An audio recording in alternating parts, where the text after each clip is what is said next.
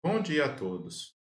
A minha palestra é sobre segurança e privacidade nas redes, usando a criptografia como aliada. Eu sou o professor Edmar José do Nascimento, sou professor votado no Colegiado de Engenharia Elétrica da Univasf, campus Juazeiro. A minha área de atuação está ligada às telecomunicações e às redes de computadores. Tenho graduação, mestrado e doutorado pela Universidade Federal de Campinas Elétrica e, durante o meu doutorado, eu trabalhei com criptografia quântica. Bem, vamos prosseguir. Inicialmente, é bom introduzir um pouco algum teste de linguajar sobre a internet. Então, o que é a internet? A internet é uma interligação de redes. Então, a maioria usuários, eles conhecem, são as bordas da rede. Então, temos, por exemplo, pessoas que estão conectadas às suas redes Wi-Fi em casa ou no trabalho, pessoas que estão utilizando as redes móveis, como, por exemplo, as redes 4G da operadora de celular. Então, por exemplo, imagine aí que você tem um usuário que seu smartphone e esse smartphone ele está usando aí os serviços de 4G de um operador. Então vai ter uma torre, lá, uma antena e vai estar emitindo e recebendo sinais e a partir daí aquele sinal ele vai entrar aí, por assim dizer, na internet através de roteadores, que são esses elementos circulares. Então, observe que roteadores estão ligados a outros roteadores e isso aí faz a interligação através do mundo. Isso que é a internet, uma interligação de redes. Então, os usuários, quando acessam a internet, eles usam aí uma série de softwares e também aí elementos hardware, esses elementos circulares ou quadriculares que ficam por aqui. E esses softwares, eles estão organizados aí, por assim dizer, no que a gente chama de protocolos de rede. Então, eu acredito aí que muitos vocês utilizam aí os navegadores aí da internet e lá, né, se costumava colocar uma palavrinha HTTP. Então, HTTP é um protocolo, tem esse P aqui ao indicando isso, e vai permitir com que você consiga acessar um conteúdo que está guardado em um servidor.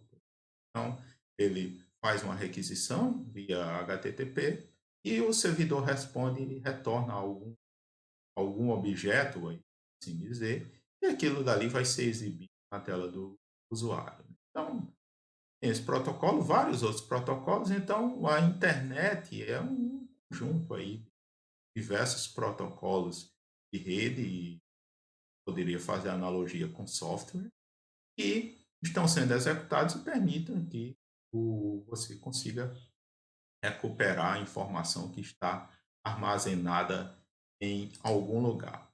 Então, no mundo moderno, a informação ela está armazenada em arquivos digitais, podem estar em HDs de computadores, em memórias de dispositivos móveis, em servidores, né, nos HDs dos servidores, ou um termo que vem sendo usado ultimamente, que é a nuvem. Nuvem vão ter vários desses dispositivos, servidores, HDs, mas é algo que se abstrai do usuário, né?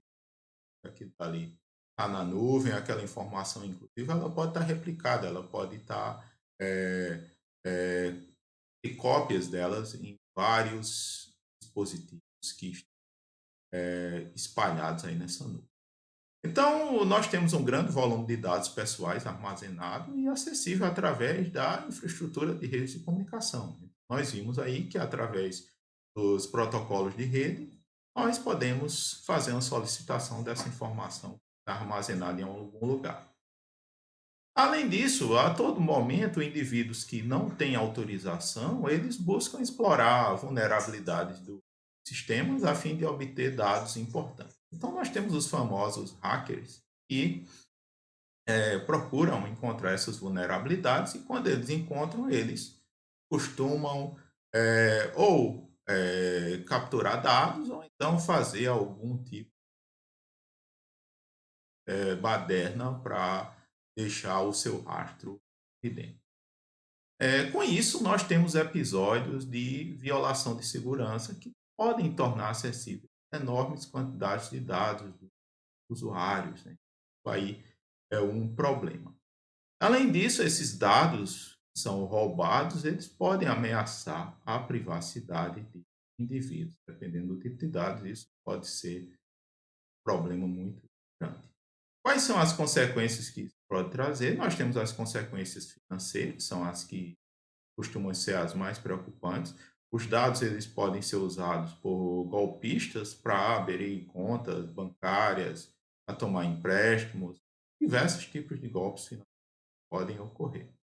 Do lado das empresas que tiveram aí esses dados vazados, essas empresas elas podem estar sujeitas a multas, a processos judiciais e o principal, a perda da credibilidade, que é algo muito relevante no mundo atual. Nós temos também ainda consequências como o abalo na reputação, eu menciono aqui principalmente do lado da pessoa física. Imagine aí fotos, dados de geolocalização, vídeos íntimos, diversas comprometedoras, elas podem acabar custando o emprego de indivíduos e ameaçar, inclusive, as suas relações pessoais, né? Muitas pessoas têm sérios problemas psicológicos quando não devia ser compartilhado acaba sendo. Então, o que é a privacidade? A privacidade é o direito à reserva de informações pessoais e da própria vida pessoal. Então, o que é que nós chamamos de privacidade é quando você quer controlar a exposição e a disponibilidade de informações acerca de si mesmo. Inclusive, né, tem gente que gosta de controlar realmente a sua privacidade e quer existir de forma anônima na sociedade, não quer que os seus dados, as suas informações sejam acessíveis a outras pessoas. Então, qual é o nível de coleta de informações pessoais que existe? É algo muito assustador, né? Então, por exemplo, se você está usando lá, você permite a geolocalização do seu aparelho de telefonia móvel para usufruir de diversos benefícios, eles vão ter o seu rastreamento diário. As redes sociais ali que você está interagindo, você está curtindo, você está compartilhando, elas armazenam aí diversos tipos de conteúdo também de natureza pessoal. As pesquisas que você faz em serviços, bem, aqui dali é informação sobre você. Vai saber se você está doente, se você está deprimido, se você está querendo comprar alguma coisa, isso daí é algo que esse tipo de informação pode ajudar na inferência de algo sobre você.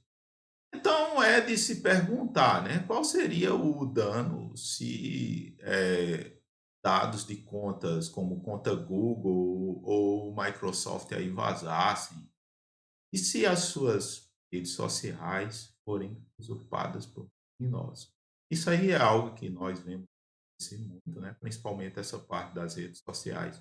Elas interessam aos criminosos, eles pedem resgate ou então usam aí algum clonagem de WhatsApp para usar da engenharia social para obter dinheiro conhecidos, né? Então, isso daqui costuma ter consequências, tá? Então, eu costumo aí fazer um exercício bastante importante. Acredito que a maioria aqui do serviço Google tem uma conta Google e dali, né, o Google possui uma integração de serviços e está lá, né? Então, se você faz um backup no Google Fotos, você faz buscas no Google, tudo isso aí está armazenado em algum lugar. Uma ferramenta do Google chamada de Takeout, que pode ser usada para você fazer o download dessas informações, porque são muitos dados que tem aí sobre vocês. Aqui eu tenho um exemplo da minha geolocalização, né? Você pode inferir. Eu fui a onde a minha residência, para onde eu vou. Então tem trabalho, tem shopping da cidade, dei uma passada aqui no hospital aí na Pardo, né? Então, tudo isso aqui são informações que estão lá. O que é que eu estava fazendo com isso? Andando com o celular lá no meu carro, fazendo. Isso daí já foi proporcionado essa quantidade de dados aí sobre mim. Políticas de privacidade. Então, os provedores de serviço que coletam informações pessoais, eles seguem uma política de privacidade. Então, ali nessa política de privacidade está escrito o que é que eles podem fazer com os dados do usuário. Quando eu utilizo um serviço, eu vou concordar com a política e vou eximir o provedor de eventuais iniciais se ele estiver realizando o que está contratado ali com aquele serviço. As leis dos países em que os usuários estão, elas devem ser levadas em conta. Sabe que países aí que são bastante estritos em relação a essa privacidade, já tem outros que não levam em consideração. As políticas de privacidade, elas em geral são longas e de difícil compreensão. Então, os usuários costumam não ler, vão confiar na boa fé do provedor.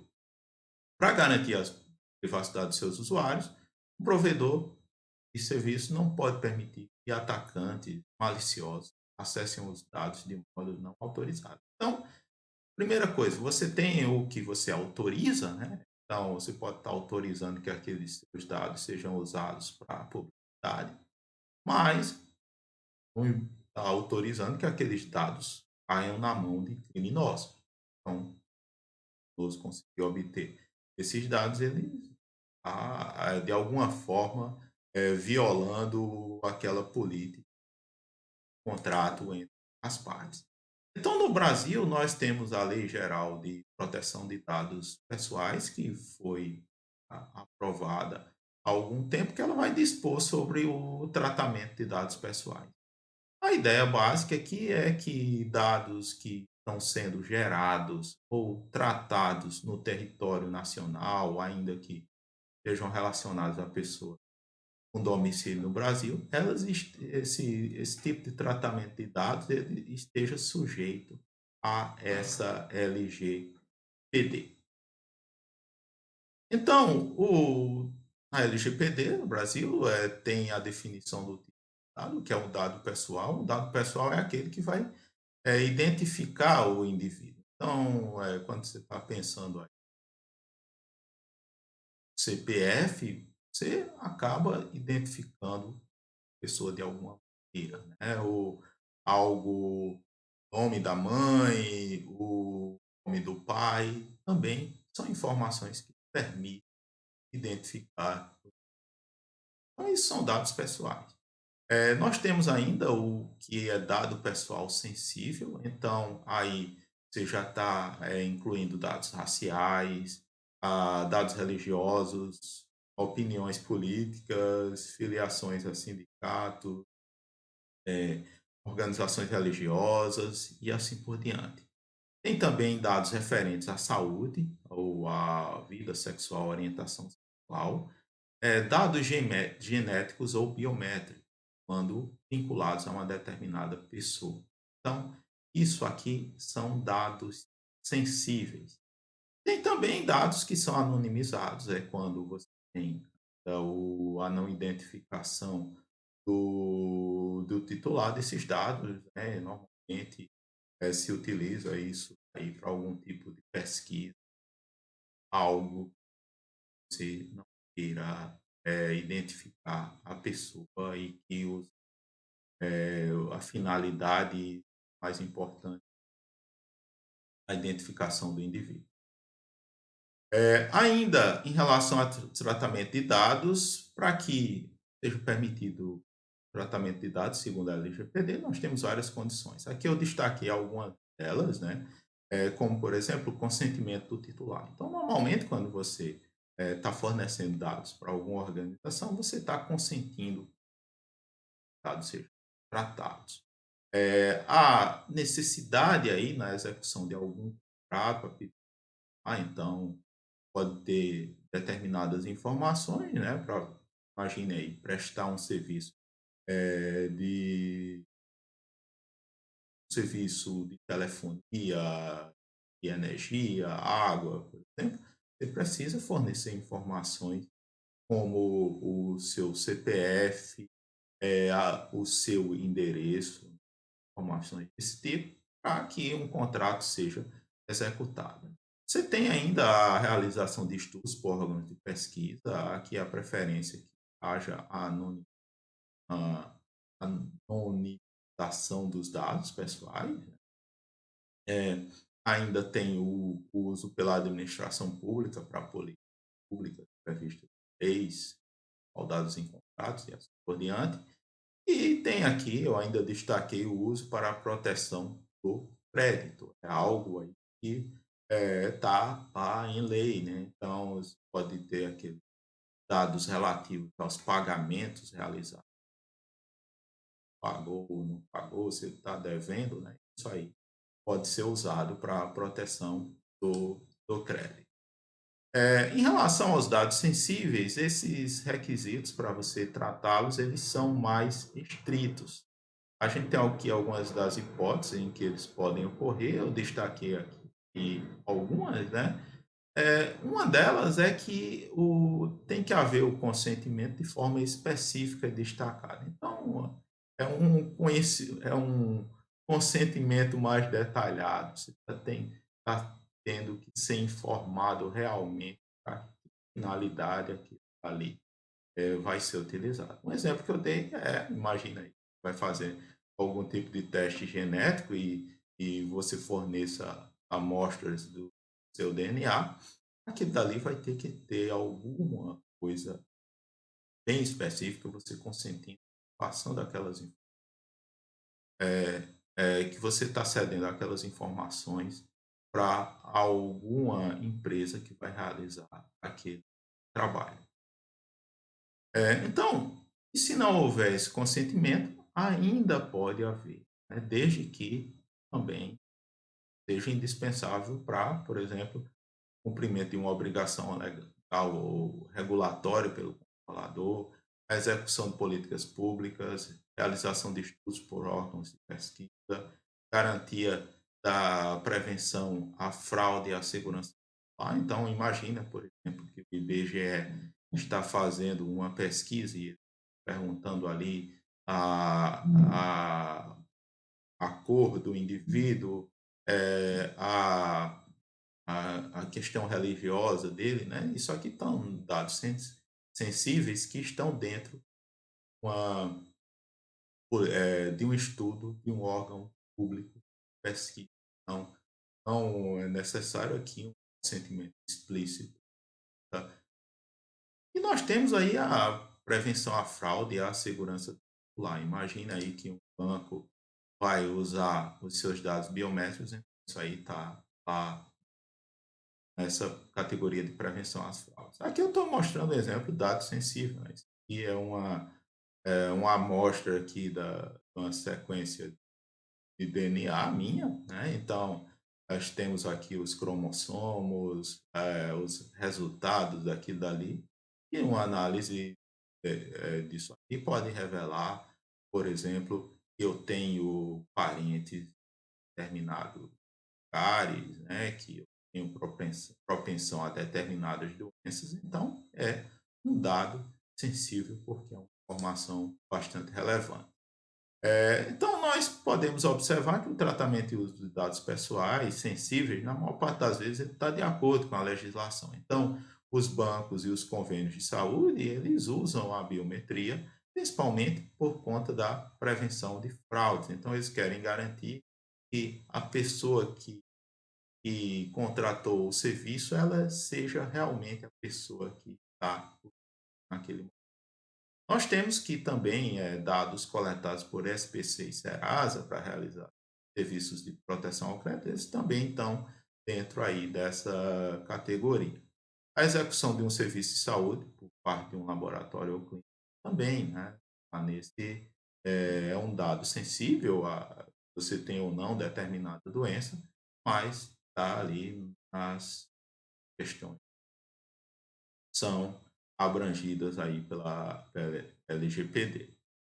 Mas tem alguns casos que o tratamento e o uso são questionáveis. Então, quando você vai naquela farmácia e eles pedem o seu CPF ou lá no supermercado o CPF para participar do programa de fidelidade, aquilo dali, se não houver uma adesão explícita do cliente, pode ser enquadrado aí como um abuso. Já teve casos, né, a farmácia Drogazil, por exemplo, ela tem lá um programa de fidelidade e em um determinado momento ela decidiu coletar os dados biométricos dos clientes, as impressões digitais, e aquilo dali não estava previsto ainda. E aí ela teve que responder, atualmente ela não usa mais isso aí e não sei se chegou a pagar por conta disso, né? Tinha uma justificativa necessária para fazer aquilo dali, já que você não está prevenindo fraudes, tem o, o prevenir. Então, é algo a ser observado quando há este abuso de coleta de dados por parte da organização. Isso aí serve até de missão, né? A Univasf costuma-se fazer vários tipos de coleta de dados para determinadas coisas e muitas vezes esse tipo de coleta de dados ela identifica os. Então, quando você faz a identificação, aquilo dali passa a ser algo que se deve ter mais cuidado. Então, o tratamento de dados pessoais ele será irregular quando ele não observar a legislação, né? Ou quando não fornecer a segurança que o titular dele pode esperar. Então, se aquelas informações não estão sendo tratadas com zelo, aquilo dali é regularidade. O controlador, o operador, que ao deixar de adotar essas medidas de segurança previstas na lei e passíveis aí de serem realizadas com a tecnologia do momento, ele vai responder por danos decorrentes da violação de segurança do. Então, isso aí pode ser desde uma advertência até multas que podem chegar a 2% do faturamento de determinada empresa. Pode ter a opção de multa diária, suspensão ou proibição do exercício da atividade, dependendo do tipo de dano. Então, tem consequências sérias aí quando há a violação dos dados. Várias medidas e boas práticas devem ser adotadas a fim de assegurar a segurança e sigilo dos dados. Então, nós temos desde as medidas de segurança, técnicas e administrativas aptas a proteger os dados pessoais, principalmente de dados de acessos não autorizados e de situações acidentais ou ilícitas de destruição, perda, alteração comunicação ou qualquer forma de tratamento inadequado ou ilícito. Então, isso daí há uma autoridade que vai mais ou menos estabelecer um roteiro a ser seguido para que essas boas práticas. As entidades que lidam com dados pessoais e elas precisam adotar políticas de segurança que assegurem aumenta o sigilo dos dados armazenados. Isso nós vamos ver adiante com o uso da criptografia, esse sigilo pode ser garantido. A limitação de níveis de acesso a determinados tipos de dados, então, você vai deixar que qualquer usuário da organização tenha acesso a todos os tipos de dados. Então, você tem hierarquia e pessoas que, no final das contas, o acesso restrito a dados, ele deve ser restrito a poucas pessoas, a poucos usuários.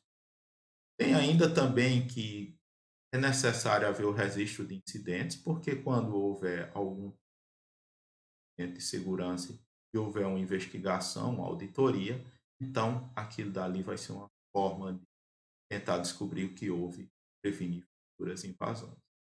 Além disso, o cumprimento das legislações, isso é importante, e a execução dessas políticas vão envolver diversos aspectos, né? Técnicos, jurídicos, administrativos. A parte técnica ela vai envolver o uso de ferramentas de software hardware. Então, normalmente, hoje em dia, às vezes, você de alguma forma terceiriza a TI, né? A TI hoje em dia virou algo bastante complexo, com as necessidades de você estar tendo que se defender de vários tipos de ameaças, de você fornecer serviço sempre. Então, tem grandes empresas de tecnologia que, mediante aí o pagamento, obviamente, vão oferecer soluções de segurança e armazenamento para dar dessa parte técnica. Então, muitas vezes você pode terceirizar essa parte da sua segurança, da sua TI. Bem, agora nós vamos partir para algo mais técnico, né? Que foi a, eu falo, segurança e privacidade. E aí nós vamos falar de criptografia. Então, em que é que vai consistir a criptografia? Vai ser um método, né, de esconder o significado de uma mensagem de partes não autorizadas. Então, você vai ter normalmente duas partes que querem se comunicar e mesmo que alguém espione, xerete aquela informação, aquilo, a ideia é que aquela pessoa não vai conseguir compreender o significado daquela informação. Então, você vai esconder o significado, mesmo que consiga obter alguma. Então, nós vamos ter o uso de algoritmos e protocolos de rede com a finalidade de prover sigilo. E isso daí é bastante empregado em protocolos de rede seguros. Então, eu falei para vocês do HTTP, atualmente pouco se usa mais o HTTP. Eu uso a versão S, né, o HTTP seguro.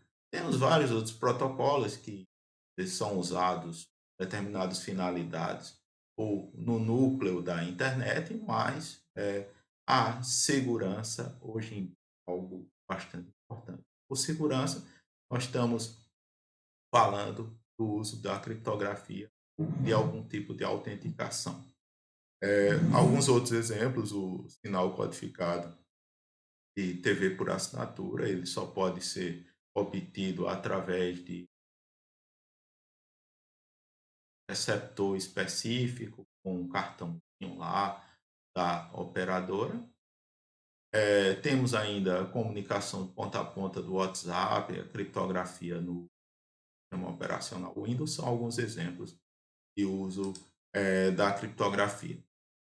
Então, as técnicas de criptografia ou encriptação, como coloquei várias palavras, a gente costuma usar muita tecnologia do inglês, então você tem um termo que não está muito no português correto, mas que acaba misturando.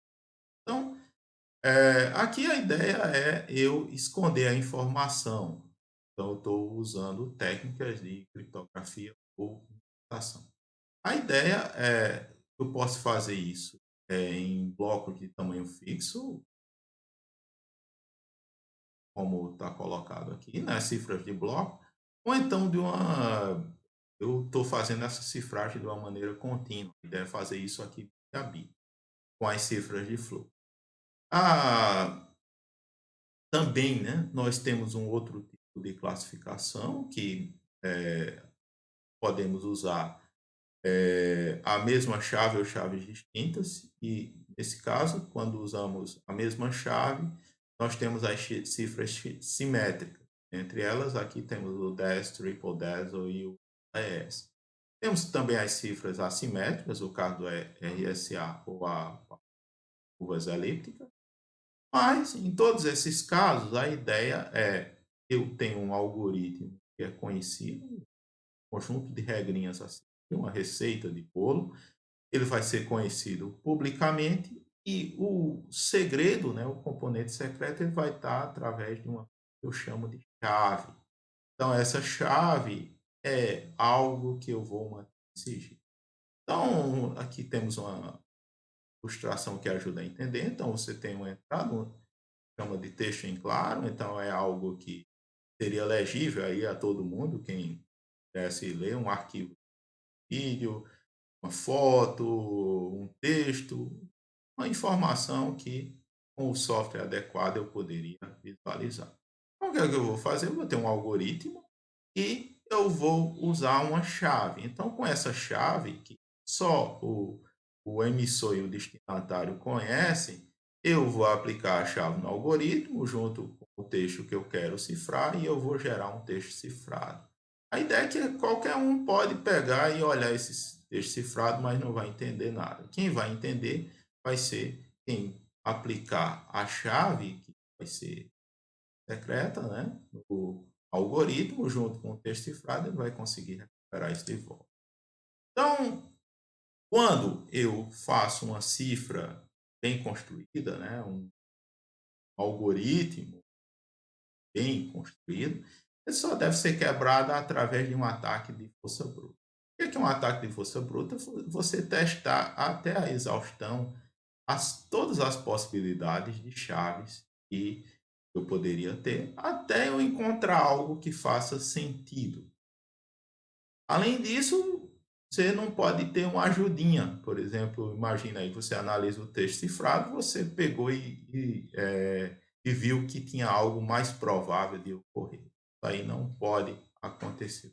Pode, as estatísticas do texto cifrado elas não devem revelar informações sobre a chave, nem sobre o texto. Então, tem uma teoria aí a respeito disso, um bocado disso aí vem da teoria da informação, e uma delas é sobre a segurança incondicional. O que é que me garantiria segurança aí acima?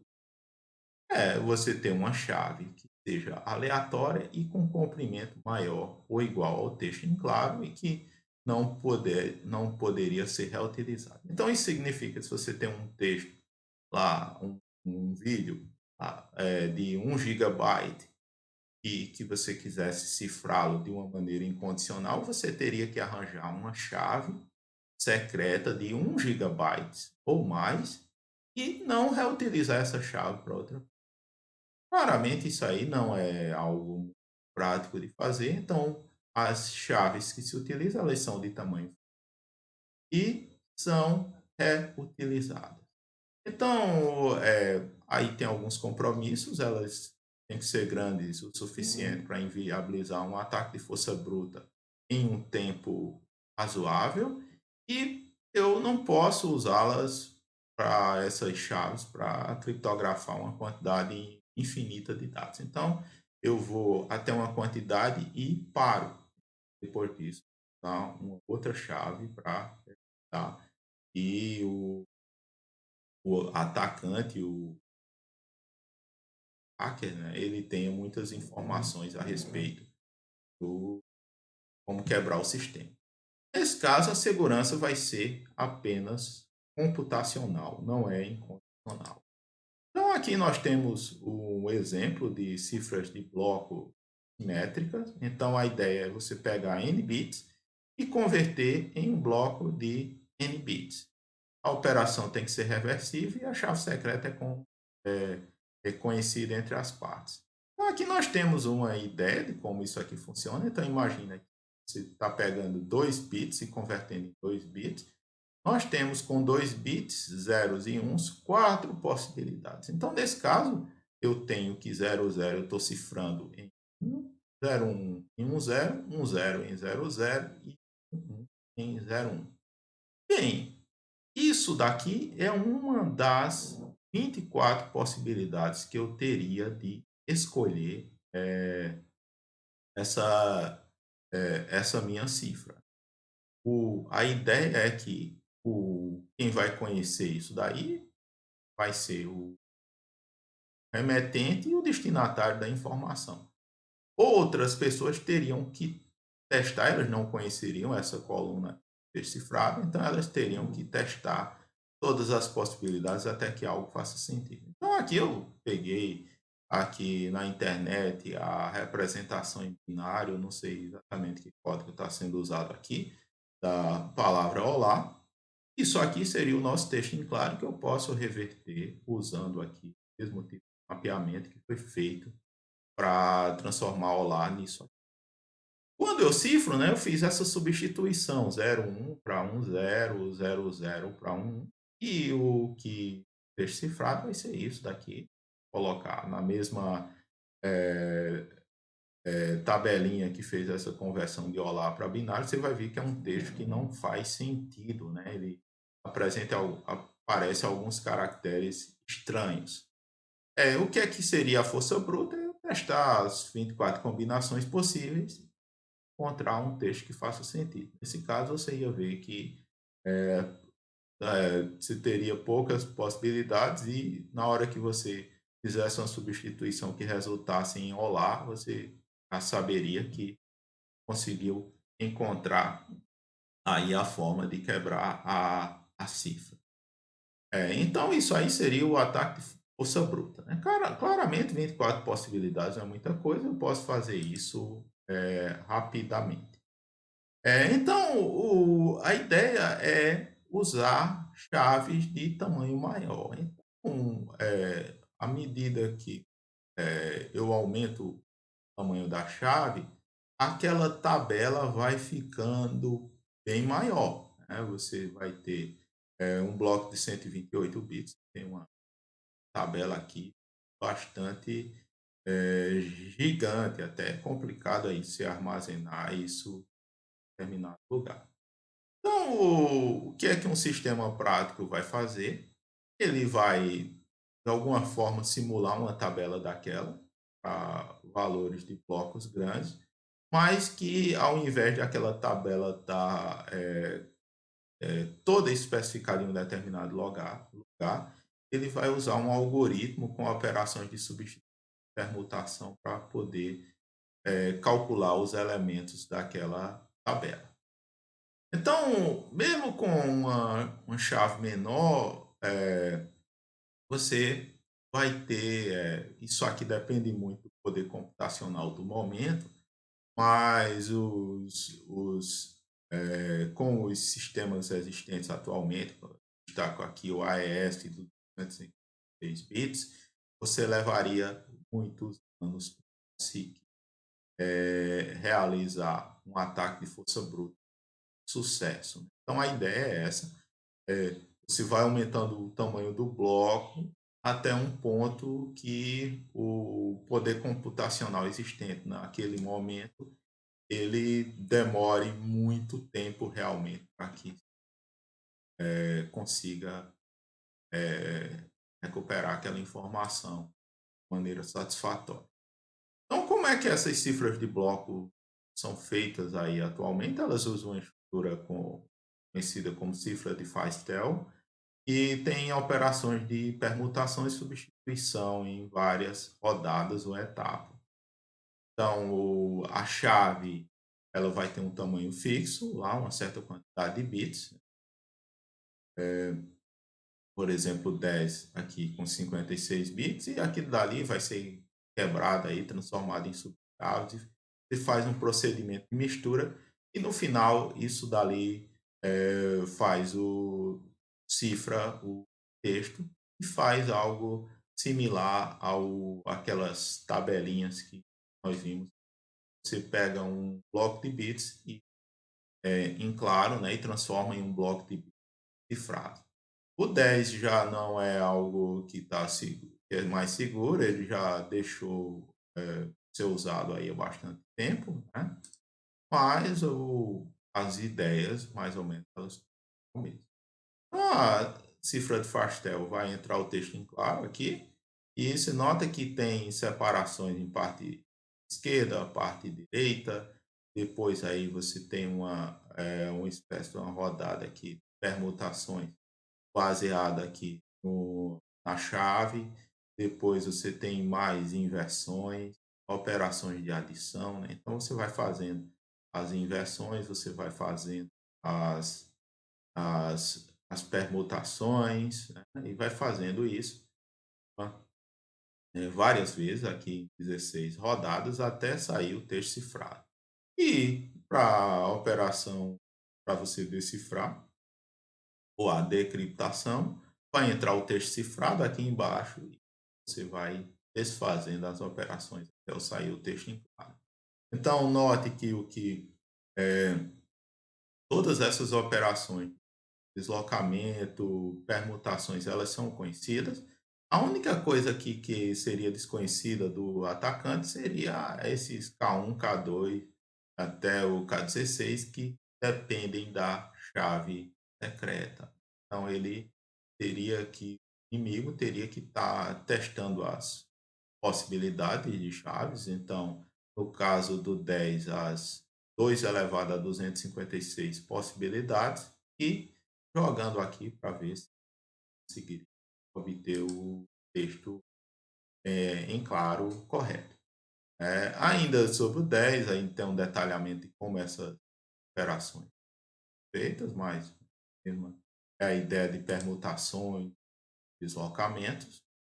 E o 10 ele já não está mais sendo usado atualmente, né? Porque com o poder computacional que se tem, ele é quebrado facilmente.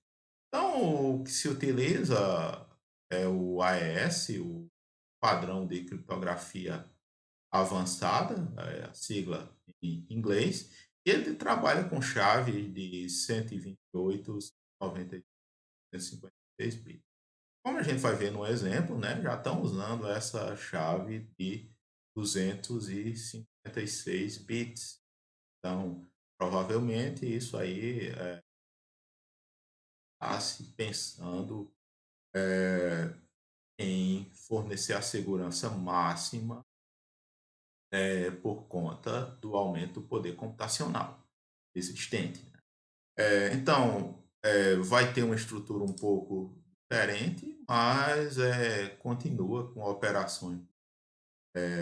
Você pegar um texto em claro, aqui uma cidade, e baseado numa chave, você faz as transformações em diversas rodadas, né? Aqui essas operações que são feitas são substituir bytes, deslocar linhas, embaralhar colunas, incluir a chave da rodada. Então, tem aqui operações que são previsíveis e a incerteza ela está na chave secreta que está sendo utilizada.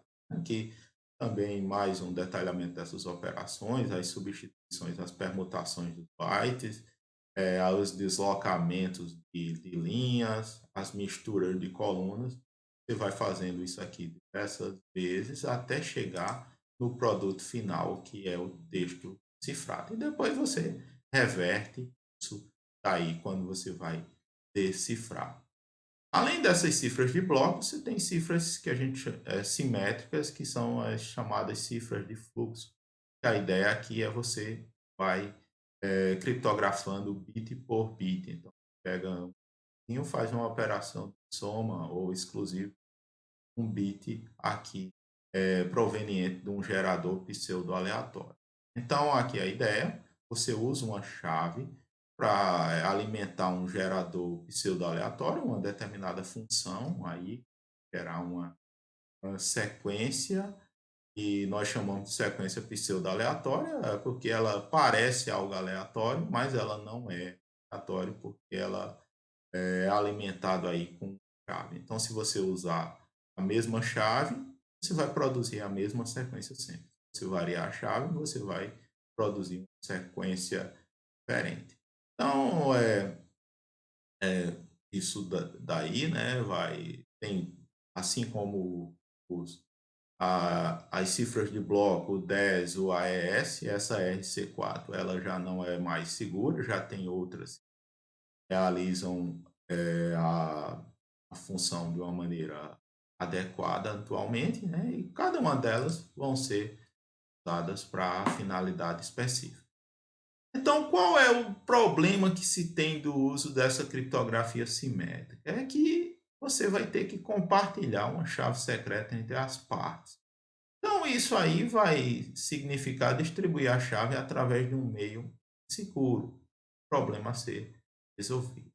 Então, essa distribuição de chave, né? Não sei se vocês já chegaram a assistir filmes de espionagem militares que às vezes você tem alguém com uma maleta e aquela maleta está levando determinados tipos de código. Não é aquela. Isso é a ideia de uma chave secreta. Uma pessoa com a maleta, ela vai lá, viaja para um determinado lugar e entrega aquilo dali para alguém que vai se comunicar secretamente com outro indivíduo através de um meio inseguro. Só que o problema que nós estamos querendo resolver é o uso na internet. Então, você se comunica com o seu banco, né? E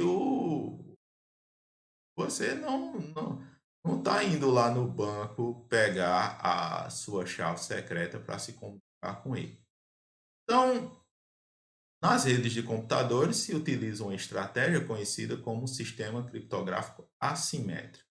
Então, aqui a ideia é utilizar chaves distintas. Então, você usa uma chave para cifrar e outra para decifrar. Em uma dessas chaves, você vai revelar publicamente, só a outra é que permanece secreta.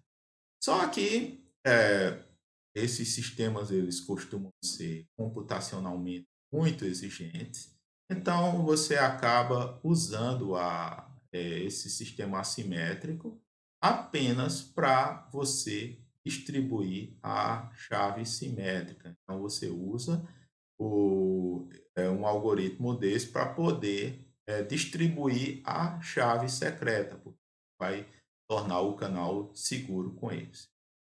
Ainda, né, falei para vocês, aplicações militares podem ser transportadas manualmente até o destino remoto. E ainda tem uma técnica que surgiu com a utilização de propriedades da mecânica quântica, que é a distribuição quântica de chave. E aqui você pode, através de um canal inseguro, você pode distribuir uma chave secreta entre duas partes. As propriedades quânticas, elas permitem a detecção do espião e você consegue, através de um processamento, extrair uma chave através de medidas em estados quânticos, por exemplo, polarizações de fótons, quadraturas de estados coerentes e assim por diante.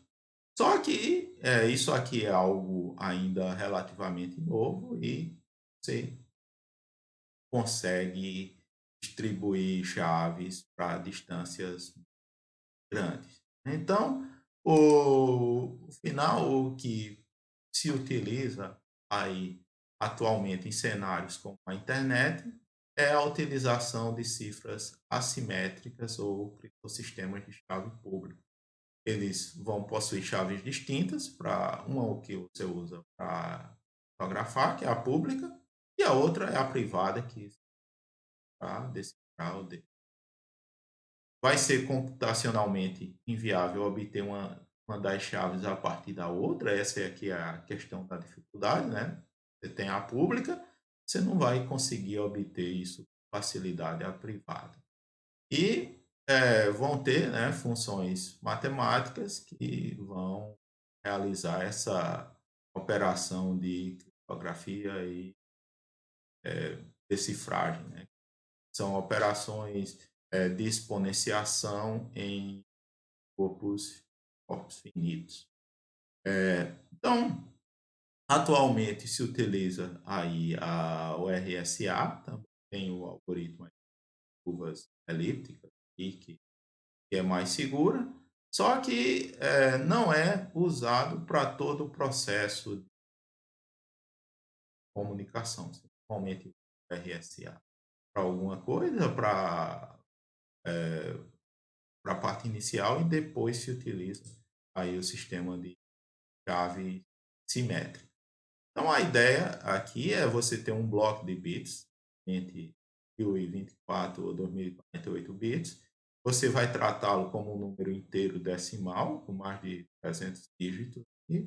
E você pega a chave pública, então imagina que o Bob está se comunicando a Alice, e pegou, né?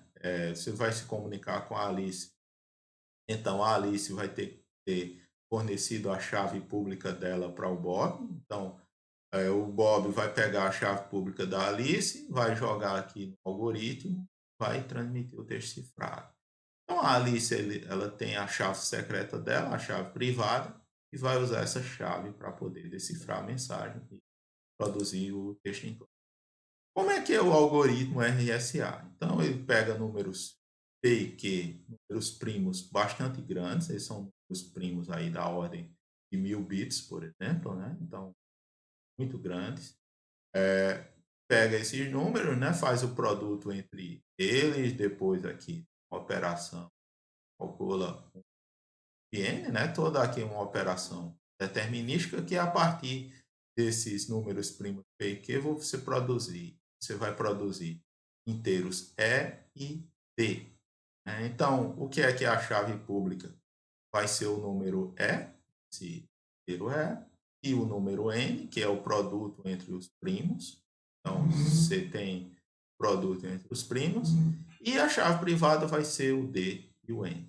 Observe que se a pessoa tornou E e N público, o que faltaria, né, para decifrar seria o D, já que o N também vai ser algo aí que é conhecido. Qual é o processo de cifragem? Vai ser pegar a mensagem, o M maiúsculo, elevar ao E e fazer a operação módulo N. O que é a operação módulo N? Você pega, divide M elevado a E por N e você vai ter um resto, né, que aquele resto vai ser o C. Então, esse C, esse resto da operação, é o texto cifrado. Do outro lado, você vai pegar o texto cifrado, elevar ao D, faz também a operação módulo N, vai conseguir o M de volta. Então, é uma operação em aritmética modular, que ela vai exigir um pouco, né? Mas dá para ser feito. Pode ser invertido também, a ideia que você pode cifrar com o D ou cifrar com o E. Agora a questão é que você precisa da outra para decifrar.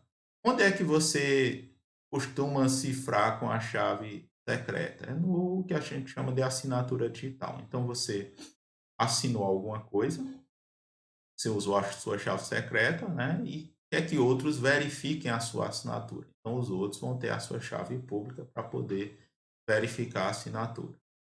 Como é que eu consigo quebrar um sistema desse bem? Né? Lá para obter o D e o E, eu usei eu fiz ali executei ali um algoritmo com os produtos, com os números primos P e Q. E na realidade, o que é que as pessoas vão ter? Elas não vão ter o P e o Q, elas vão ter o N, que é o produto P vezes Q. Essa operação, fatorar o N no produto P vezes Q, ela é difícil de ser realizada. Então, você pode fatorar o número 6 facilmente, que é 2 vezes 3, né? Pode fatorar o número 15 facilmente, 3 vezes 15, 5 dá 15, né? Mas você fatorar um número primo um produto de primos, né? Um N de 600 dígitos decimais, isso pode ser fazer. Então, a ideia é essa, é fazer uma operação bastante difícil. Bem, né? Só que isso não está longe de acontecer. O algoritmo de fatoração de Shor para computadores quânticos, ele poderia tornar essa operação bem mais fácil de ser executada. O problema disso é ainda chegar a um computador quântico que trabalhe com quantidade suficiente de bits, que ainda não tem isso, né? Tem computadores quânticos ainda com poder mais limitado. Só que se espera que esse dia chegue, nós chamamos de que seria poderia pegar, tá armazenando os dados criptografados de hoje em dia.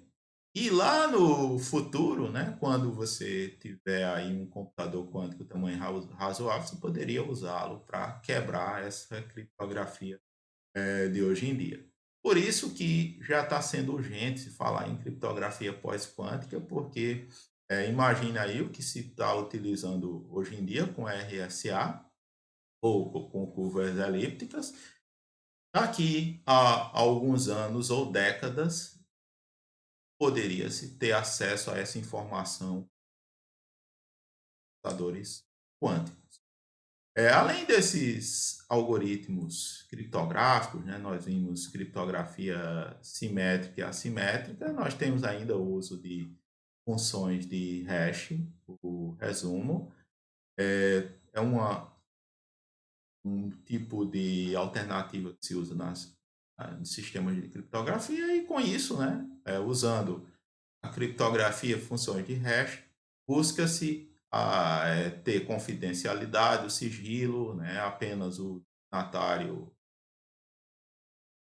vai entender a mensagem que foi enviada. Operações de autenticação, que são muito úteis na rede, que é a confirmação de identidade entre as partes. Então, eu quero saber se um software foi produzido aí realmente pela Microsoft ou pelo Google, né? Então, essa confirmação de identidade é um processo de autenticação. O servidor que está se comunicando, ou quer dizer, um roteador da internet com outro roteador, ele quer garantir ali que aquela informação vem daquele roteador, então também a autenticação naquele sentido. Temos também a integridade de mensagens, o garantir que a mensagem não foi adulterada, o acesso e a disponibilidade dos serviços. Então, eu busco tudo isso e esses recursos de segurança que nós temos hoje em dia, eles são capazes de produzir, de proporcionar esses requisitos que nós buscamos. Então, os protocolos de rede, eles vão utilizar os recursos adequados para prover os serviços seguros. Então, aqui eu tenho um exemplo de segurança na prática. Então, aqui o acesso ao Banco do Brasil. Eu clico lá nas configurações de segurança, eu vou ver aqui um cadeado. Nesse cadeado aí tem uma descrição, né? O site é o bb.br, o Banco do Brasil SA. O que é que ele está usando? É uma conexão criptografada, está aqui embaixo. O protocolo é o TLS versão 1.2. Está sendo usado o RSA, chaves públicas, né, com o AES de 256 no modo GCM. Está usando aqui a função de hash já 384. Então, está sendo usado aí atualmente. Quando eu clico aqui nos detalhes, eu vejo aqui também várias outras informações, os possíveis nomes do Banco do Brasil, bancobrasil.com, Banco do Brasil.com.br, bb.com.br, www.br, qualquer desses 4 nomes, ele corresponde aí ao Banco do Brasil. O algoritmo RSA tem um expoente, o expoentezinho que é o público, né? E tem o N aqui, que é o produto dos números primos. Se eu quisesse quebrar essa comunicação, é isso que eu vou ter que fatorar. É esse número N aqui. Isso aqui está em hexadecimal, cada letra dessa vai corresponder a 4 bits de informação. Então, eu tenho aqui um número decimal gigantesco, e esse número eu vou ter que fatorá-lo em um produto dos primos. Então, se eu conseguir fatorá-lo, acho o P e o Q, eu vou poder descobrir quem vai ser o expoente que eu não conheço e conseguir cifrar a mensagem. Bem, né, apesar de todas essas ferramentas de segurança, ainda ocorrem incidentes. Na maior parte das vezes, isso vai ocorrer por má implementação de protocolos de comunicação, vulnerabilidades não corrigidas. Então, se tem muito software que está desatualizado, já se conhece os problemas, mas não se toma atitude. A ingenuidade dos usuários. Então, a segurança de muitas organizações ela é quebrada por conta disso. Um usuário que abre alguma coisa que não devia no ambiente de trabalho, que clica em algo, é seduzido por alguma promessa tentadora, né? Então os usuários acabam muitas vezes quebrando a segurança do uso de senhas simples, óbvias e repetidas, também é um problema. E ainda, né, eu ressalto que a criptografia ela pode ser usada pelos criminosos. Então, já devem ter ouvido falar de ataques de ransomware, e eles, por alguma razão aqui, a unidade do usuário, a segurança da rede foi comprometida, e lá dentro a pessoa, né, permitiu que fosse executado software desse que criptografa os dados da corporação. Então imagina aí se entrasse algo desse aí lá na Univasf, criptografasse todos os sistemas, então ficaria tudo inacessível. Os ambientes mudam, os dados aí dos sistemas de recursos humanos, de protocolo, né? Isso teria um, um efeito muito nocivo. Então eles criptografam, né? Se você, para descriptografar, você vai ter que ter a chave secreta que foi usada. Então, o que é que eles fazem? Eles exigem um resgate para fornecer essa chave, conseguir restaurar os serviços. Normalmente, né, se pode ser que seja muito trabalhoso, você talvez até não tenha um backup para conseguir restaurar esses sistemas, então nesses casos, às vezes se paga o resgate. Já aconteceu situações dessas com prefeituras e com companhias muito grandes. A Garmin trabalha com GPS, vários tipos de coisa, ela ficou os serviços ficaram inacessíveis aí por semanas por conta de ataques desse. É, como é que eu protejo a minha privacidade, né? Então, muitas vezes as pessoas cedem, optam por abrir mão da privacidade por aderir a serviços gratuitos. Então, você está usando o Gmail, o que é gratuito, está usando várias coisas que é gratuito, né? Você vai concordar em fornecer determinados tipos de dados, e esses dados vão ser usados para vender publicidade. Então, o usuário está concordando com isso. Você também pode estar baixando aplicativos aí que estão sediados em países que vão respeitar as leis internacionais, e aquele dali está lhe dando algum benefício que você acha legal no momento, você, de alguma forma, também está abrindo mão da sua privacidade. Mas, se por acaso você quiser realmente proteger a sua privacidade, os usuários eles têm que fazer uso de criptografia nos seus HDs e memórias de dispositivos. Imagine aí que o seu notebook aí seja roubado e a pessoa tenha acesso à informação que está lá no seu HD, né? Isso ela pode ter se daqui dali não tiver criptografado. Tem softwares antivírus que podem oferecer esse tipo de serviço. Pode usar também biometria, reconhecimento facial ou senhas para acesso nos dispositivos. Isso aí sendo bastante utilizado ultimamente, né? Os criminosos costumam burlar isso aqui quando pessoas usam um GPS dentro do carro, né? Ali, o, nessas situações, o desbloqueio ele desbloqueado de alguma forma e ali eles conseguem ter acesso ao dispositivo. Mas, em geral, não é uma tarefa fácil você quebrar esse tipo de autenticação usando tecnologias atuais. Você pode também usar ferramentas de bloqueio ou destruição de dados acionadas remotamente, caso aí o celular seja ocupado. Então, você pode pegar e procurar resetar aquilo, o estado lá do seu dispositivo. Verificação da idoneidade da empresa que irá ficar de posse de seus dados. Então, sempre que você fornecer dados pessoais e principalmente dados sensíveis, é importante ler os termos e verificar a idoneidade da empresa. Algo que pode custar caro se você fizer isso. Leitura dos termos de uso e configurações de privacidade também é importante. E normalmente, né, com o uso de criptografia, tem algumas questões éticas aí, né? O, nota que você pode ter um sigilo de ponta a ponta com a criptografia.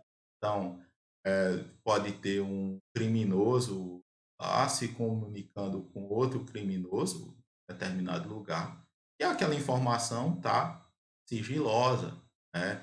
Então, as autoridades elas podem ter dificuldades em conseguir obter aquela informação, mesmo com mandatos judiciais. Aqui tem o exemplo lá dos HDs da Odebrecht também, que é criptografados e as chaves aí não foram conhecidas. Os, os peritos aí da Polícia Federal teriam bastante trabalho aí para recuperar essas informações. Ainda, né, tem o sigilo, ele depende muito da colaboração entre as partes, mas se os aparelhos eles estiverem desprotegidos, né, é uma comunicação ponta a ponta que é segura, mas se as pontas estiverem desprotegidas, aquela informação vai ser acessível. Então, nós tivemos aí também alguns episódios por parte das autoridades e governos, porque queriam que as empresas colaborassem entregando as chaves para que eles conseguissem recuperar essas informações de pessoas que estavam sob investigação.